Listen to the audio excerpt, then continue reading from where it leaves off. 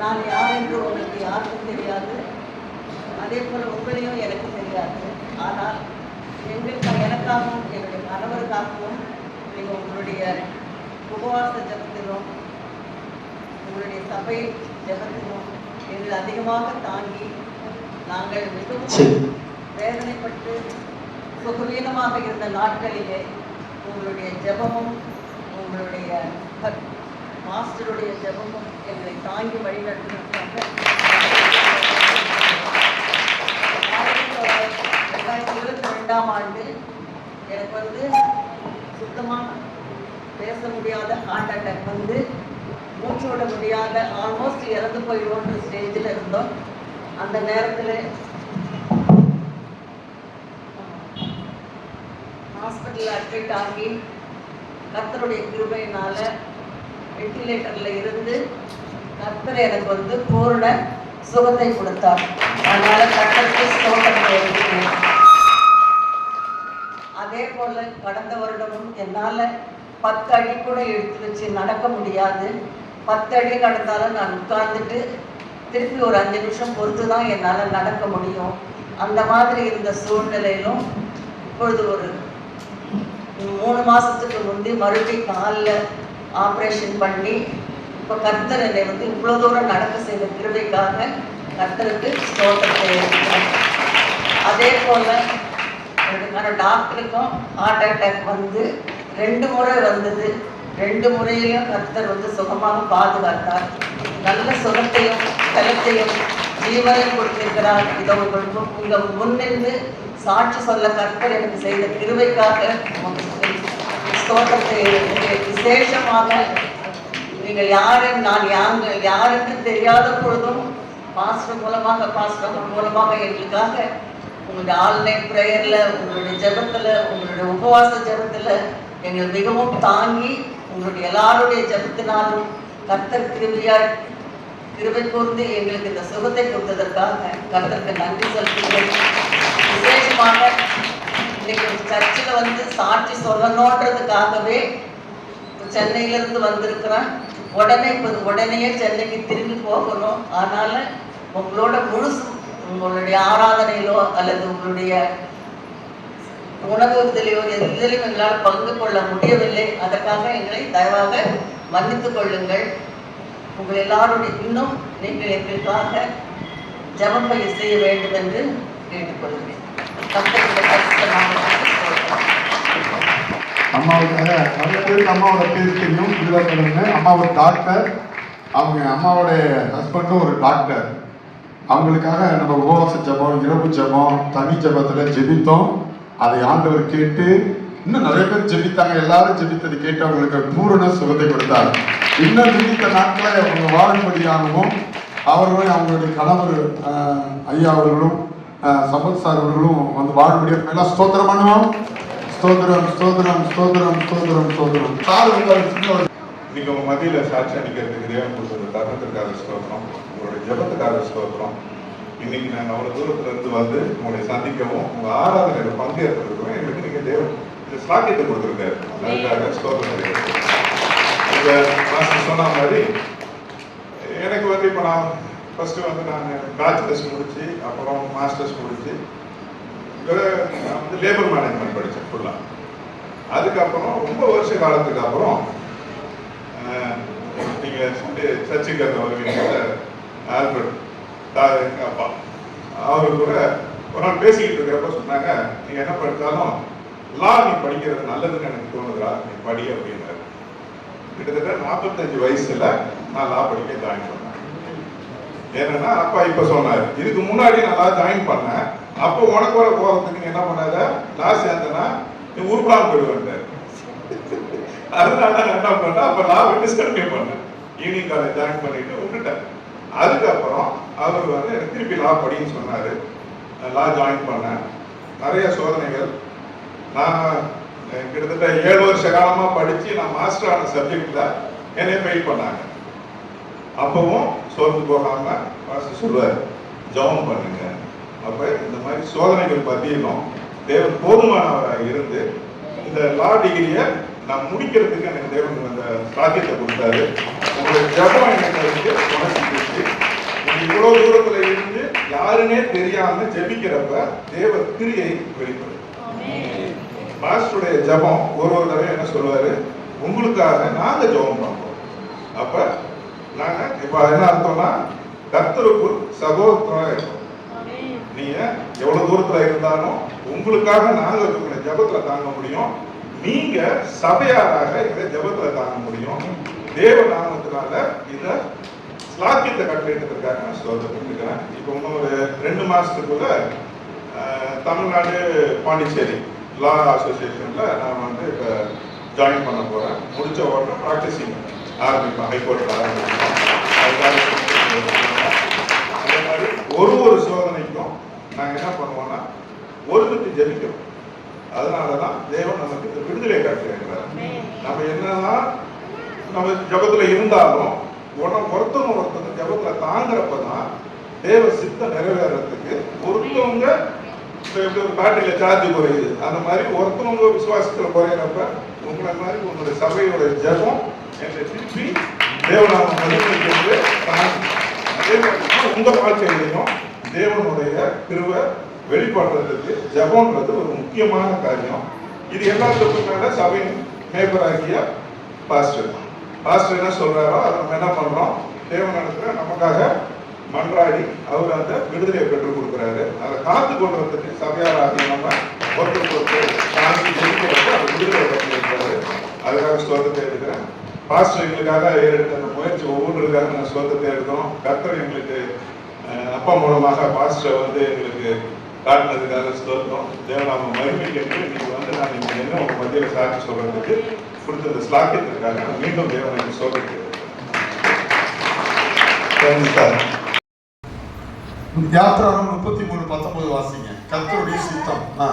என்னுடைய தயையெல்லாம் நான் உனக்கு முன்பாக கடந்து போக பண்ணேன். கர்த்தருடைய நாமத்தை உனக்கு முன்பாக கூறுவேன். எவன் மேல் கிருபையாக இருக்க சித்தமா இருக்கிறனோ எவன் மேல் கிருபையா இருப்பேன். எவன் மேல் இரக்கமாய் இருக்க சித்தமா இருப்பேனோ அவன் மேல் இரக்கமாய் இருப்பேன் என்று சொல்லி நீ என் முகத்தை காண மாட்டாய். ஆமென். ஆண்டவர் வந்துங்க உங்களை லவ் பண்றாரு. அதாவது சித்தம்னா என்னன்னா விருப்பம்னு அர்த்தம்.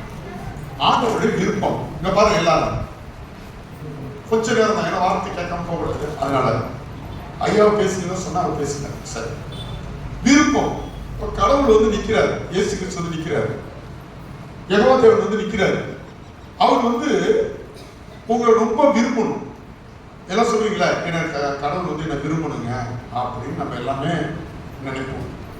கடவுள் எப்படி ஒரு மனுஷனை விரும்புறாரு அப்படின்னா அவர் இஷ்டமாங்க. திடீர்னு சாமியால விரும்புவாரு, திடீர்னு சாமியார் தம்பியை வெறுப்பாரு. யாருன்னா கேட்கலாம் முடியாது. திடீர்னு பாஸ்டர் சிஸ்டர் வந்து விரும்புவாரு, பக்கத்துல உட்கார்ந்து இருக்கிற ஏஞ்சல் வந்து வெறுப்பாரு. யாருன்னா நீங்க கேட்க முடியாது. இது எப்படி பாஸ்டர் சொல்றீங்க அப்படின்னா, ஒரு உதாரணம் உங்களுக்கு சொல்ற பாருங்க. வேதத்தின் அடிப்படையில யாக்கோபும் ஏசாவும் பிறக்கவே இல்லை. இன்னும் அவனை பார்த்து என்ன சொன்னாரு, இன்னும் பிறக்கவே இல்லை, வயிற்றுல உருவாகி இருக்கான வயிற்றுக்குள்ள ரெட்ட பிள்ளை வயிற்றுல இருக்குது, தொந்தி வச்சுட்டு அந்த அம்மா வருது. கடவுள் அங்கேயிருந்து ஒரு சத்தம் கொடுக்குறாரு. அந்த வயிற்றுக்குள்ள இருக்கிற பிள்ளையை பார்த்து சொல்றாரு, ஏசாவை வெறுத்தேன், யாக்கோபை சிநேகித்தேன்கிறாரு. இப்ப உங்களை லவ் பண்றாரு ஆண்டவர். என்ன பண்றாரு, உங்களை லவ் பண்றாரு, உங்களை விரும்புறாரு. ஆனா அதுக்கு காரணம் யாருமே சொல்லவும் முடியாது, அதுக்கு காரணம் கிடையாது. அவர் சொல்றாரு, எவன் மேல எனக்கு இரக்கமா இருக்க சித்தமா இருக்கும், நான் மேல இரக்கமா இருப்பேன். எவனை மன்னிக்க நினைச்சா மன்னிக்க கூடாதுன்னா மன்னிக்க மாட்டேங்கிறாரு. எவ்வளவு பெரிய ஒரு காரியம் பாருங்க. அப்ப நீங்களும் நானும் இன்னைக்கு உலகத்துல எத்தனையோ கோடி கடவுள் இருந்தாலும் யெகோவா தேவனை போலவும் இயேசு கிறிஸ்துவை போலவும் இந்த உலகத்துல மக்களுக்கு உதவி செய்த கடவுள் இல்லை. மேல பறக்கிற எலியாப்பிலிருந்து கீழே முஸ்லிம் நாடுகளை குறைஞ்சி அந்த குருடாயில் இருக்கிறவங்க இருக்கு, அது வரைக்கும் கிறிஸ்தவ கடவுள்கள் தான் கண்டுபிடிச்சு கொடுத்துருக்கு. அவ பாருங்க, அவ்வளவு நன்மைகளை செய்த கடவுள் உங்க வீட்டுல வந்து உங்களை என்ன பண்றாரு, உங்களை லவ் பண்ணி இந்த இடத்துல கூட்டு வந்து உங்களை ரொம்ப நேசிக்கிறாரு. அப்ப நீங்க கொடுத்து வச்சவங்களா கொடுத்து வைக்காதவங்களா? ஆனா இதெல்லாம் விட்டுட்டு நீங்க போய் வயல்ல எனக்கு வேலை இருக்குது, எனக்கு மரப்புல வேலை இருக்குது, எனக்கு பிசி, எனக்கு பசி, இப்படிதான் சிலர் சொல்றாங்க. ஆனால் ஆண்டவர் உங்க மேல வச்சிருக்க இரக்கத்தை கொஞ்சம் யோசிச்சு பாருங்க. உங்க மேல வச்சிருக்க மனதுருக்கத்தை கொஞ்சம் யோசிச்சு பாருங்க.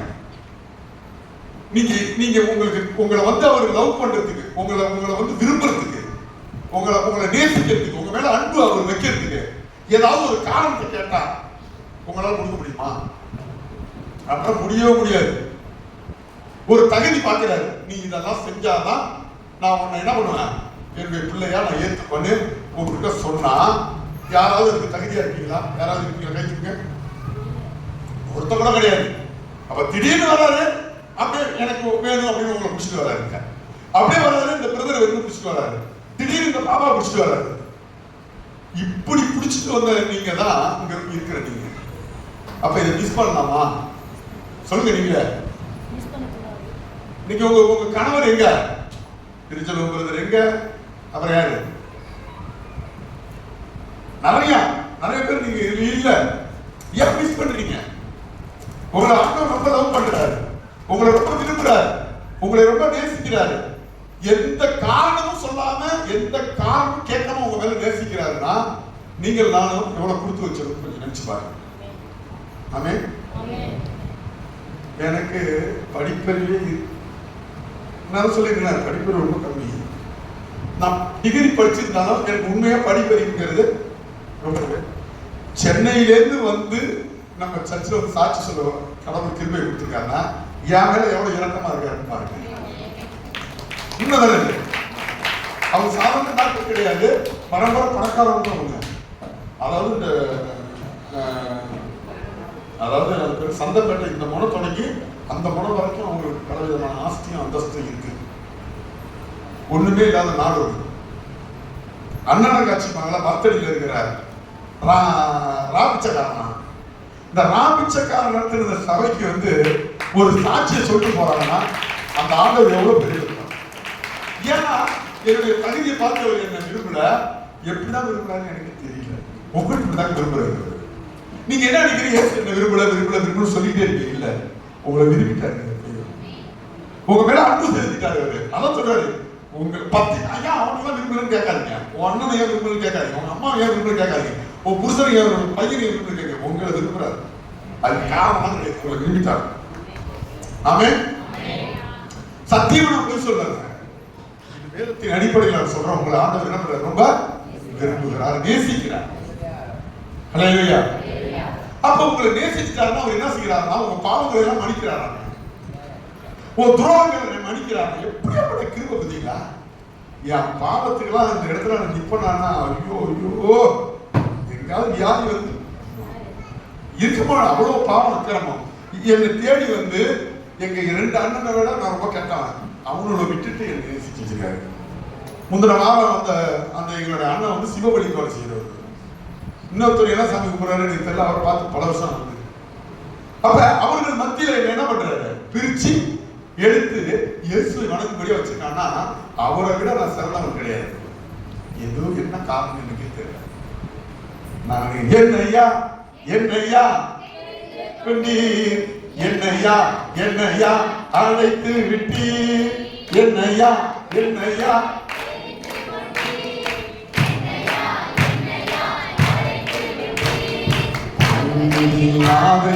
தகுதியாய் மாற்றி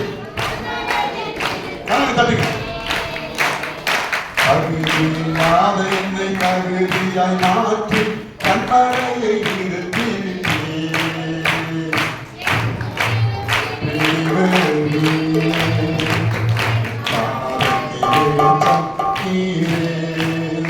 முடிவுக்கு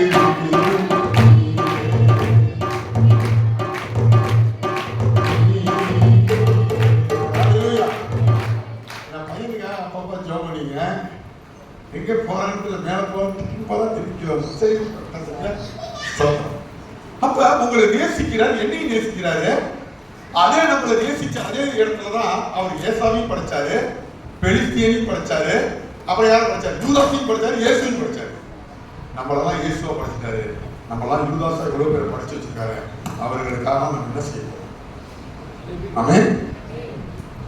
இந்த பாரு, நான் 10 வருஷமா டயாலிசிஸ் பண்ணிட்டு இருக்கேன் பெருமாள் பிரதர். அந்த பெருமாளை பார்த்தாலும் இந்த பெருமாளை பார்க்கும்போது அப்படி ஓடிட்டு இருக்கிறாரு. 10 வருஷம் டயாலிசிஸ் பண்ணிட்டா, 45-50 வயசு இருக்கும். அவர் என்ன விட சுறுசுறுப்பா இருக்காரு டயாலிசிஸ் பண்ணிட்டு. 2 வருஷம் 3 வருஷம் பண்ணவங்கன்னா நீங்க என்ன பண்ணாங்க? உலகத்துல இல்ல. அவரை தெரிந்து கொண்டார் ஆண்டவர். அவரை விரும்புகிறார். I like you, I like you. ஆண்டவர் ரொம்ப லவ் பண்றாரு, விரும்புறாரு, உங்களை நேசிக்கிறாருங்க. ஏன்னு தெரியல கேட்டீங்கன்னா 53:10 வாசிங்க. ஏசாயா தீர்க்கதரிசன புத்தகம் 53:10ல இயேசு கிறிஸ்துவை நொறுக்க சித்தமானார். என்ன பண்ணாரா? கர்த்தரோ அவரை நொறுக்க சித்தமாகி இப்ப உங்களை எப்படி எல்லாம் அவரு உங்க மேல விருப்பத்தை வச்சிருக்காருன்னா சிலரை பாடுபடுத்துவார். என்ன பண்ணுவாரு? நம்ம கிறிஸ்தவர் வந்து கொஞ்ச நாள்ல நிறைய பாடுகளை அனுபவிச்சாப்ல அப்படின்னு அவங்க அம்மா சாட்சி சொன்னாங்க. இன்னைக்கு அந்த தம்பி பாடுகளை அனுபவிச்ச பிறகு அப்ப இந்த கிறிஸ்தவர் ஒரு சேஞ்ச், ஒரு பெரிய மாற்றம் வருங்க. கிட்டத்தட்ட 20 வருஷமா சொல்லுவான், தம்பி இதெல்லாம் உடுப்பா, அதெல்லாம் உடுப்பா, அப்படி உடுப்பா, அப்படி போடுப்பா. நான் உடுப்பான்னு சொன்னாதான் கோபமே அதிகமா வரும். அதனால நான் சொல்றதே கிடையாது. சரி உடுப்பான், நான் விட்டுட்டேன் சொல்றேன். ஆனால் அந்த வியாதி வேதனை மரணம் மறைப்பதுக்குங்க ஆள் அப்படியே தொம்பட்டு இப்படி ஆயிட்டாங்க. வெறும் எலும்பு மட்டும் தான் இருந்துச்சு. ஆள் இன்னைக்கு நல்ல பண்பாடா இருக்கிறவங்க எனக்கே ரொம்ப சந்தோஷமா இருக்கு. இந்த கிறிஸ்தவரை பார்த்தாங்க. ஆனா கிறிஸ்தவர் நல்லா கனெக்ட் ஆயிட்டாப்ல. ஆனா ஜோயல் என்ன பண்றான்? அப்ப வேற பிடிக்க முடியல. சரி பரவாயில்ல. அப்ப ஒரு பாடு ஏன் வருது அப்படின்னு கேட்டீங்கன்னா, அவர் தெரிந்து கொள்ளப்பட்ட அல்லது விரும்புகிற உனக்கு பாடு வந்துச்சுன்னா நல்லது. உன் வாழ்க்கையில, உன் மனைவி வாழ்க்கையில, உன் பிள்ளை வாழ்க்கையில ஏதாவது வியாதி, வேதனை, கடன், துன்பம் வருது பாக்குறீங்களா? உங்களுக்கு கடவுள் கை விட்டுட்டாரு நினைக்கவே நினைக்காதீங்க. பாடு வந்துச்சுன்னா ஏன்னா நீ உங்களுக்கு கர்த்தரை பாட போறேன்னு அர்த்தம். உண்மையிலுங்க.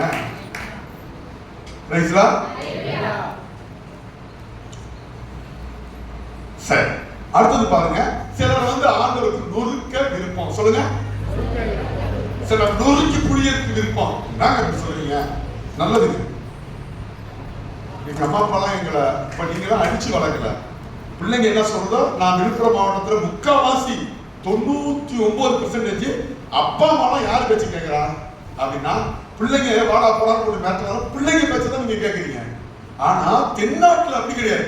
திருநெல்வேலி, தூத்துக்குடி, தஞ்சாவூர், மேல தஞ்சை எல்லாம் பாத்தீங்கன்னா நைய அடிப்பாங்க பிள்ளைங்க. பையன் பையன் இருக்கிறான்னா இவ்வளவு உயரம் இருந்தாலும் அன்னைக்கு பிறந்த நாள் கூட பார்க்காம ரெண்டு போட்டு போட்டேன்.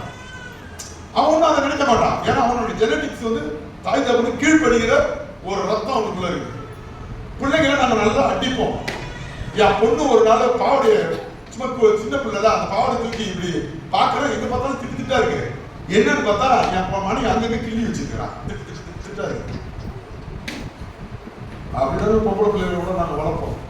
எங்க அம்மாலாம் கல்யாணம் ஆன பிறகு கூட எங்க அக்காங்கெல்லாம் அடிச்சிருக்கிறாங்க. அடிச்சு வளர்ப்பாங்க, நிறைய அடிப்பாங்க. ரத்தம் வர எனக்கெல்லாம் ரத்தம் வர வரைக்கும் எங்க அம்மாலாம் அடிச்சிருக்கிறாங்க. அப்பா அடிச்சிருக்காங்க. பொம்பளை பிள்ளைகள் இன்னும் அதிகமா அடிப்போம் நாங்க. ஆனா நீங்க வந்து அடிக்காததுனாலதான் இன்னைக்கு விழுப்புரம் மாவட்டம் தனிச்சு ஒரு தீவு பேர் இருக்குது. கரும்பு வேலை செய்யறவங்க யாரான்னா இந்த விழுப்புரம் மாவட்டத்துக்காரன். கல்லு குழைக்கிறவங்க யாரான்னா இந்த விழுப்புரம் மாவட்டம். மண்டியாவில் வந்து ஒரு குடிசை போட்டுக்கிட்டு அங்க இருக்கிற மார்க்கெட்ல வேலை செய்யறவங்க யாரான்னா இந்த விழுப்புரம் மாவட்டத்துக்காரன். பஞ்சாப்ல போய் தாள் பொறுக்கிறவங்க யாரானா சேலம் மாவட்டத்துக்காரன், விழுப்புரம் மாவட்டத்துக்காரன். இன்னைக்கு ஏன் நம்ம மாவட்டம் இவ்வளவு மட்டமா போகுதுன்னா தாய் தகப்ப நீங்க பண்ற வேலை தான். ஏன்னா புள்ள புள்ள தோ இன்னைய வரைக்கும் நீங்க தோத்தா போட்டுருக்கீங்க. முகத்தை நக்குது உங்க பிள்ளைங்க, நக்குது. பிள்ளைகளை அடிச்சு வளர்த்து நீங்க நான் பார்த்ததே கிடையாது. சரி, இப்ப நம்மள நீங்க அடிக்க மாட்டீங்க. ஆனா உங்களை கர்த்தர் என்ன பண்றாரு? அடிக்கிறாரு. ஏன் ஏன் நொறுக்கிறாரு? நல்லதா கெட்டதா? நல்லதுங்க. பாஸ்டர் திட்டுறாரு. ஏன் திட்டுறாரு? நொறுக்கிறது நல்லது. பேசுறா யாரெல்லாம் பிள்ளைகளை அடிப்பீங்க? சுமனுக்கு அடிப்பீங்க. நல்லா அடிப்பேன் அப்படிங்கிற கை பார்ப்போம்.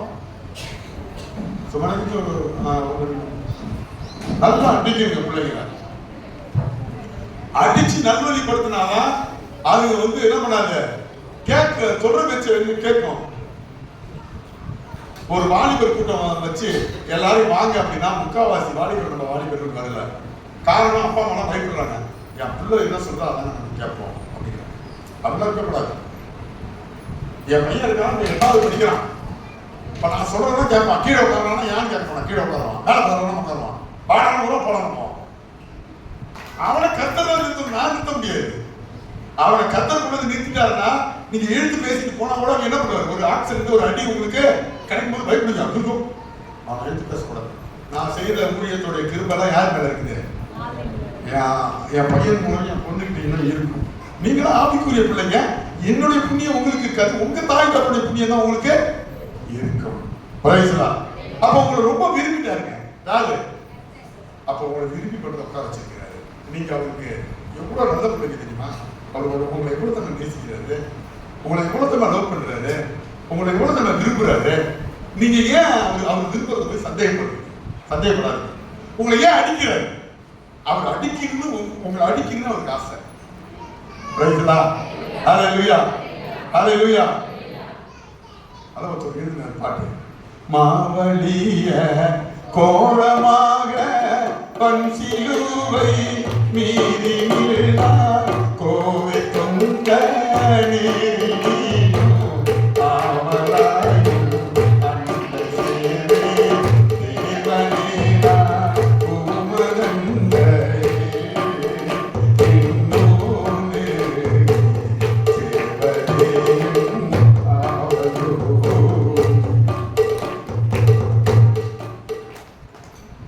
அப்ப என்னை ஒரு அனாத ஹாஸ்டல்ல நான் படித்தேன். யாருனே தெரியல.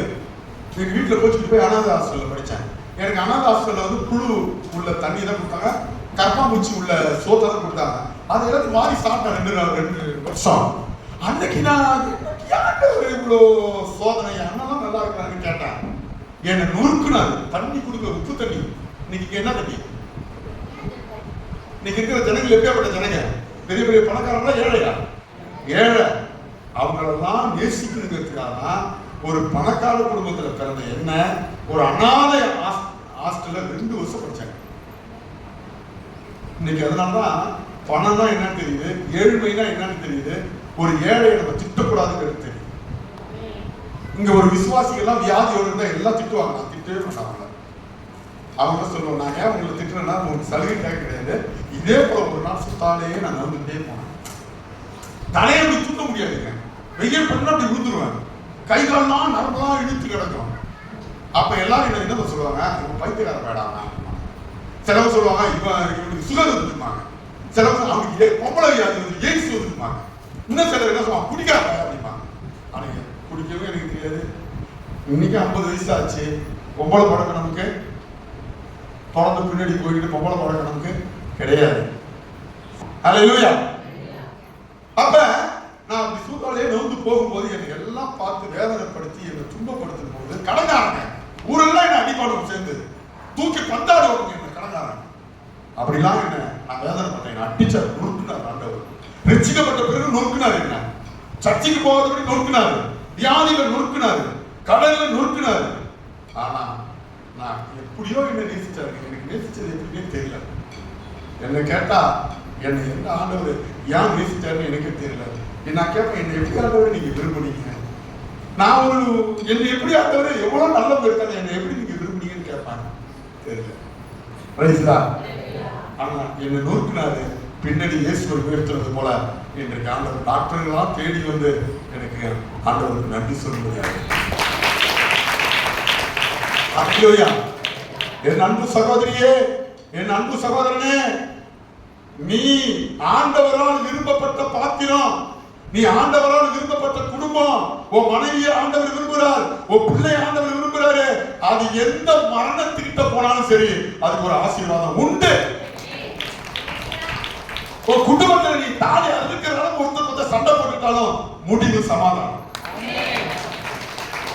நான் சொல்றேன் என் வாழ்க்கையில என் மனைவி நானும் திருமணமான புதுசுல அடிச்சுக்கிட்டு அடியில கேட்கக்கூடிய என்னப்பா சண்டை அப்படிலாம் நாங்கள் அடிச்சுக்கிட்டோம். எங்க பாஸ்டமான பிறகு கல்யாணம் புதுசுல எல்லாரும் காரி துப்புனாங்க. ஆனால் காலம் செல்ல செல்ல ஆண்டவர் எங்களுக்கு ஒரு மகிமையெல்லாம் கொடுத்தாரு தவிர மட்டப்படுத்துறாரு.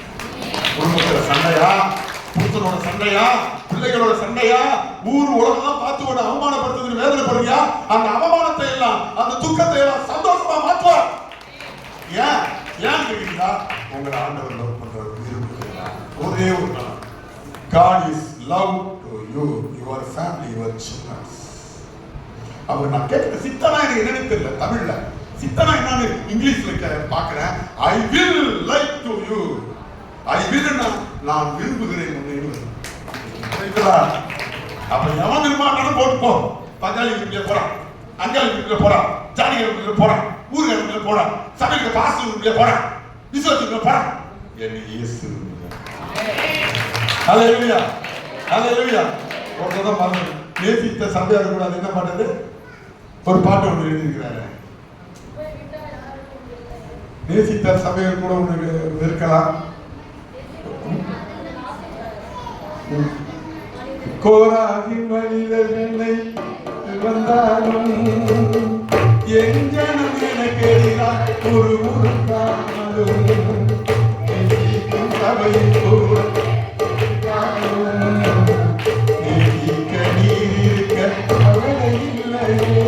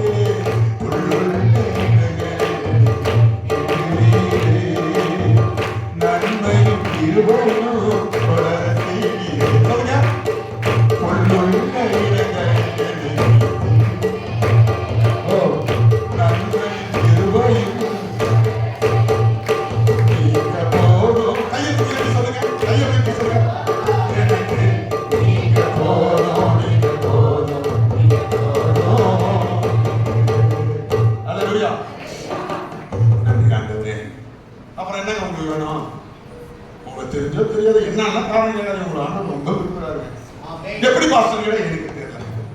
எப்படி பாஸ்டர் தெரியலன்னு சொல்றீங்க? எனக்கே தெரிய ஆண்டவர் எனக்கு விரும்புறாரு. நான் கேட்டவனாச்சே. விக்கிரக வழிபாடு உள்ளவன், விசாரக்காரன், வீசி மார்க்கத்தான், ஒரு நிச்சயக்காரன், சுய புணர்ச்சிக்காரன், பொல்லாதவன், என்னை எப்படி நேசிச்சாலும் எனக்கே தெரியல. என்னை நேசித்தது போல உங்களையும்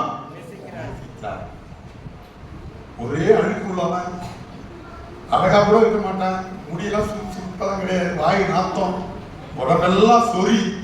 எனக்கு பேரே சொறி குத்துட்டு போனான். அண்ணன் பண்ணா பார்த்தீங்களா, அவன் என்ன சொரியான்னு தான் கூப்பிடுவான். கழிஞ்சான்னு பேர் எனக்கு. அப்படியாப்பட்ட கழிஞ்சானா வாத்தியார் எனக்கு பேர் வச்சது தருதலன்னு பேர் வச்சாங்க. எங்க அம்மா எனக்கு யானைன்னு பேர் வச்சாங்க. அப்படியாப்பட்ட ஒரு மனுஷனை எப்படி நேசிச்சாரு எனக்கே தெரியல. ஆனால் என்னை நேசிச்சு நடத்திட்டு வர அதுதான் உங்களை ஆண்டவர் ரொம்ப விரும்புறாரு. எதுவுமே அப்படின்னு சொல்லுங்க. உங்களை ஆண்டவர் ரொம்ப ரொம்ப விரும்புறாரு. அதை விட உங்க பிள்ளைகளை விரும்புறாரு. உங்க கணவனை ரொம்ப ரொம்ப விரும்புறாரு. உங்க பிள்ளைய அதை விட தாண்டி விரும்புறாரு. ஆமென். யோவான் 6:39 வாசிங்க. யோவான் 6:39 முடிச்சிடலாம். ஒரு இன்ட்ரெஸ்டா இருக்கு. என்ன தெரியல சப்ஜெக்ட் இருக்கு.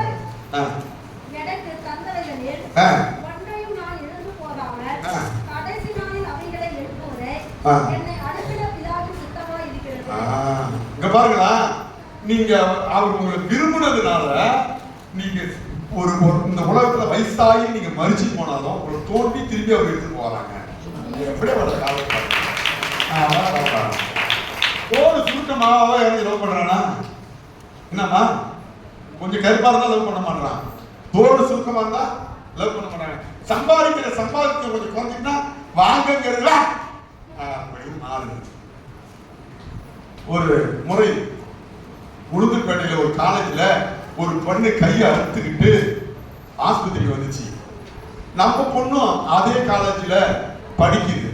அப்ப நான் கேட்டேன், என்னம்மா வெறும் பொம்பளை பிள்ளைங்க படிக்கிற காலேஜ், அதுல எப்படிமா காதல்லாம் வருது, இந்த கையை அறுத்துக்கிட்டு இந்த பிள்ளை போதே அப்படின்னு.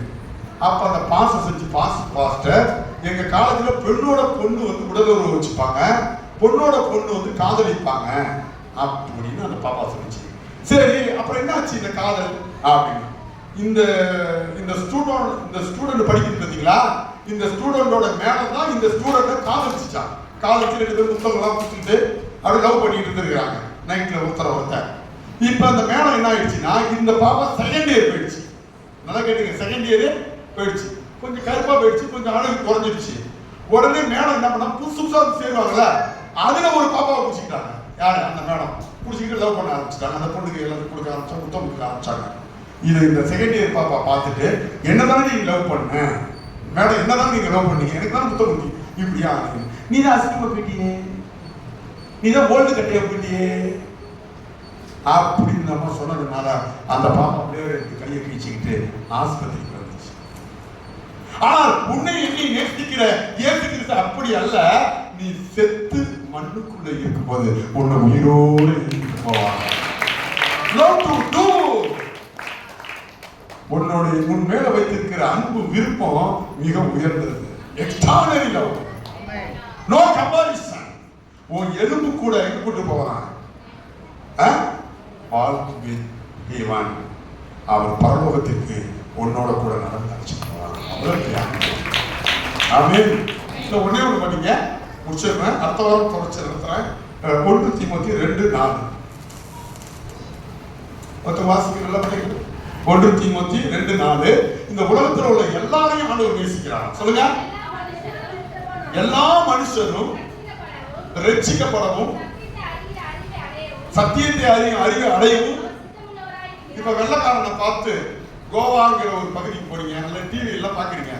வெள்ளக்காரனா ரொம்ப கஷ்டப்பட்டுக்கிட்டு ரொம்ப வேதனையோட ரோதனையோட இருக்கிறானா, நல்லா இருக்கிறானா?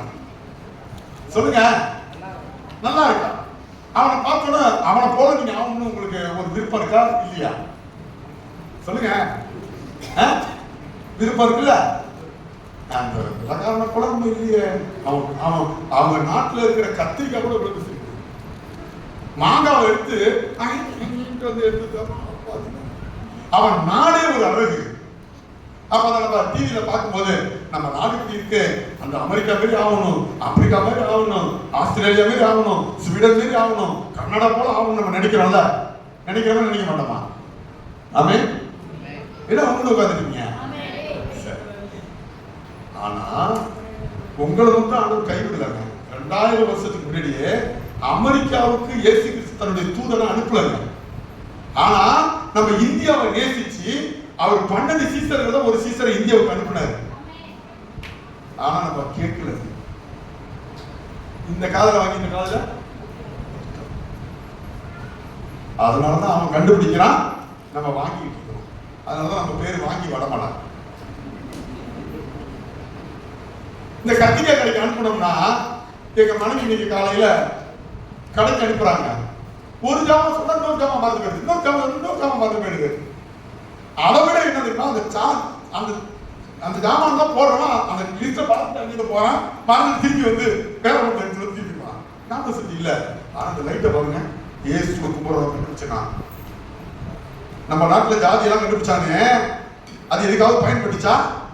மோடி மதத்தை கண்டுபிடிக்கிறாரு, இந்த மதத்துக்காரன் அந்த மதத்துக்காரன்னு. அதனால என்ன ஒரு பிரயோஜனமும் இல்ல.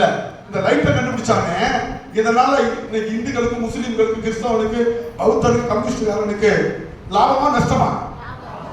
ஆனா நம்ம ஆளு கண்டுபிடிச்சான ஜாதி, அதனால என்ன நம்ம உள்ளதானே அடிச்சு சாப்பிடுறோம். நம்ம உயர்ந்த ஜாதி போலீஸ்ல போய் நிற்கும் போது தெரியுது. பின்னாடி வண்டியில ஃபர்ஸ்ட் எஸ்டி வா, அடுத்தது எஸ்சி வா, அடுத்தது எம்டிசி வாங்குறாங்கன்னா இப்போ நான் லாஸ்ட் தான். வேலை வாய்ப்புல நீ லாஸ்ட். சும்மா மீசையை முடிச்சிக்கிறதுலாம் நீ ஃபர்ஸ்ட். அப்ப இப்படி வறுமையினாலும் ஜாதியினாலும் மதத்தினாலும் பிரிஞ்சு கிடக்கிற நம்மையும் விடுதலை பண்றதுக்கு ஆண்டவருக்கு விருப்பம். இந்த லைட்டை நம்ம பிள்ளைங்க எல்லாம் கண்டுபிடிக்கிறதுக்கு அவங்களுக்கு சித்தம். இந்த கேமரா அவங்க கண்டுபிடிச்சா வெள்ளக்காரன், நம்ம பிள்ளைங்க கண்டுபிடிக்க சித்தம். என்னங்க கை தட்ட மாட்டீங்க? பட்டா அவன் கண்டுபிடிச்சான், நம்ம கண்டுபிடிக்க சித்தம். அவன் கண்டுபிடிக்க சித்தம். அதை விட்டுட்டு மூளை கோயில கட்டி வச்சுக்கிட்டு போட்டுக்கிட்டு அடிச்சுக்கிட்டு மோதி அடிச்சுக்கிட்டு காரியை சொல்லிக்கிட்டு மதத்தை சொல்லிக்கிட்டு ஒரு காய்கறி கடைக்கு போய் ஒழுங்கா காய்கறி வாங்கிட்டு வரதுக்கு நமக்கு மண்டாயில அவன் எவ்வளவு கண்டுபிடிச்சான்னா அந்த தெய்வம் அவன் மேல எவ்வளவு விருப்பமா இருக்கு. அந்த தெய்வம் நம்மள இருக்கிறாரா? இல்ல. அவர் சொல்றாரு ஒன்றையும் ஐ லைக் யூங்கிறாரு. அப்படி டைப் சொல்லுங்க. இயேசு லவ்ஸ் சொல்லுங்க. சொல்லுமா வயசு பிள்ளைங்க சொல்லுங்க. ஜீசஸ் ஆச்சி குடிச்சுக்கணுமா? ஐயோ பெருமாள் பொண்ணு அப்படி சொல்லு. ஜீசஸ் லவ்ஸ் யூ சொல்லு. சோகமா சொல்லு. இதே ஒரு விஜய் வந்து பக்கத்தில் இந்த விஜய் கிடையாது, நடிகன். பொம்பளை பிள்ளைங்க ஆமென். ஆனா கர்த்தர் சொல்றாரு உன்னை விஞ்ஞானியாய் ரட்சிக்க ஆண்டவருக்கு விருப்பம்.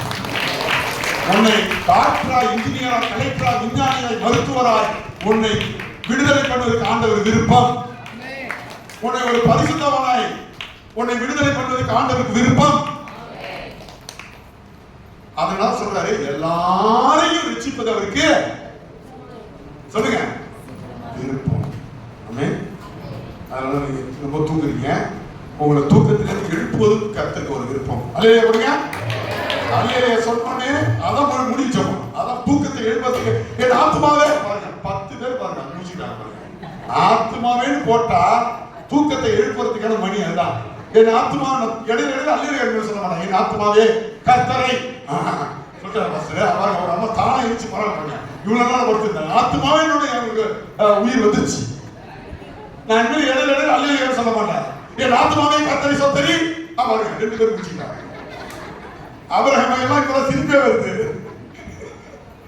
அல்லேலூயா. சரி வல்லையில கொடுத்து இல்லை நீங்க சொல்லலாம். என் ஆத்மாவை கர்த்தரை சொத்தரி. இடையில அதை விட்டா சிப்பாவது வரும். ஆமென். சரி கர்த்தர் உங்களை ரொம்ப நேசிக்கிறாரு. நான் நிறுத்தாலும் எப்படி நேசிக்கிறாரு? உங்களை நொறுக்க சுத்தமா நேசிக்கிறாரு. உங்களை ரொம்ப விரும்பி உயர்த்த அவர் நேசிக்கிறார். உங்களை ரட்சிக்கிறதுக்கு அவர் என்ன பண்றாரு? உங்க மேல விருப்பமா இருக்கிறாரு. டைம் ஆச்சு. அடுத்த முறை எப்படி எல்லாம் உங்களை விரும்புறாரு உயர்த்துறதுக்கு அப்படின்னு நம்ம பார்ப்போம். நீங்க உன்னையும் ரட்சி போங்க. உங்களை யார் வெறுத்தாலும் சொல்லுங்க. உங்களை யார் வெறுத்தாலும் எல்லாம் சொல்லுங்க. இந்த கை வச்சு சொல்ல யார் வெறுத்தாலும் இயேசு என்னை ரொம்ப சத்தியமா சொல்றாங்க. ரொம்ப சத்தியமா சொல்றாங்க. ரொம்ப விரும்புறாரு. எதுக்கு விரும்புறார்? உன்னை ரட்சிப்பதற்காக விரும்புறார். ரட்சிக்கிறதுனா என்ன? உன்னை உயர்த்துறதுக்காக, உன்னை விடுதலை பண்ணுவதற்காக, உன்னை மற்றவர்கள் பாராட்டும்படியாக உன் பிள்ளை உன் கணவன். அல்லேலூயா. அதனால நீங்க எந்த மனுஷனையும் நம்பிக்கை வரல, என்ன நம்பிக்கைலாம் வரல. போப்பா அப்படின்னு சொல்லிட்டு போயிட்டு நானும் இந்த சர்ச்சுக்கு வந்து வேற சர்ச்சுக்கு போடாதீங்க பூர்வமான என்ன கூட போப்பான்னு சொல்லிட்டு இந்த சர்ச்சுக்கே வாங்க. ஆனா எனக்கு பைத்தியக்காரன் சொன்னாங்க. இயேசு எனக்கு பைத்தியம்னு சொன்னாரு. புரியுதா? உன் புருஷன் அவனை பைத்தியங்கிறானா? அந்த ஏசப்பா அவனை பைத்தியம்னு சொல்றாரு. உன் பொண்டாட்டி அவனை பைத்தியக்காரங்கிறா? ஏசப்பா சொல்றாரு பைத்தியங்க. நீ நான் இயேசுக்குள்ள பைத்தியம், ஆனா உலகத்துக்கு பைத்தியம். இயேசுக்குள்ள நீ வைத்தியம், மற்றவங்க வைத்தியம். ரைட்டா? அப்ப நீங்க நடந்து போக சொல்லுங்க. இயேசு என்னை ரொம்ப நேசிக்கிறார். ஆமென். அதனால நீங்க சொல்லுங்க. யார் என்னை வெறுத்தாலும் நேசிப்பதனால என்னை ரட்சிப்பார். அவர் நொறுக்க சுத்தமானாலும் இயேசு கிறிஸ்துவை உயர்த்துவா. ஏன்னா என்ன காரணம் தெரியலங்க. இயேசு என்னை விரும்பி விட்டார்.